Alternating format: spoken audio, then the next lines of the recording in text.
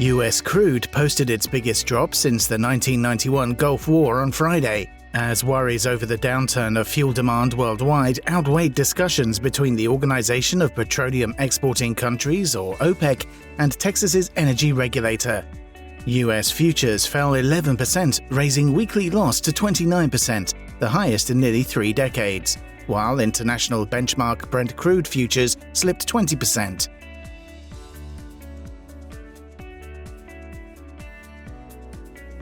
A vote to advance the coronavirus stimulus bill failed in the US Senate, as the discussions had yet to deliver a deal on over $1 trillion of aid package. A second vote on the package, which also included a reported $50 billion earmarked for the struggling airline industry, has been scheduled for Monday.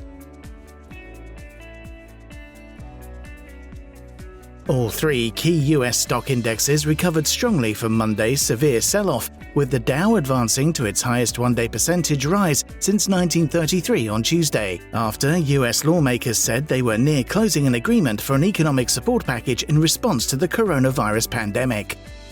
The Dow gained 11.37% to close at 20,704.91 points, while the S&P 500 added 9.38% to 2,447.33, and the Nasdaq Composite Index inched up 8.12% to 7,417.86.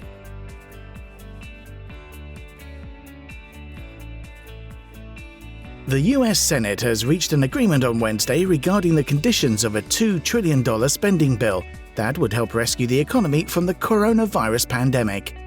The final terms remained unknown, although various officials have suggested that they may include direct payments to US families, a large raise in unemployment insurance, some $500 billion to assist bigger companies, and $150 billion to support the healthcare system. The number of people applying for unemployment benefits in the US might have reached a record of 4 million in the previous week, as strict procedures to counter the COVID-19 pandemic brought the world's biggest economy to a standstill, triggering a wave of layoffs. The weekly jobless claims data released by the Labor Department on Thursday is expected to prove the coronavirus's severe impact on the economy, which has prompted the Federal Reserve to make surprising decisions and sent the US Congress rushing to put together a $2 trillion stimulus package.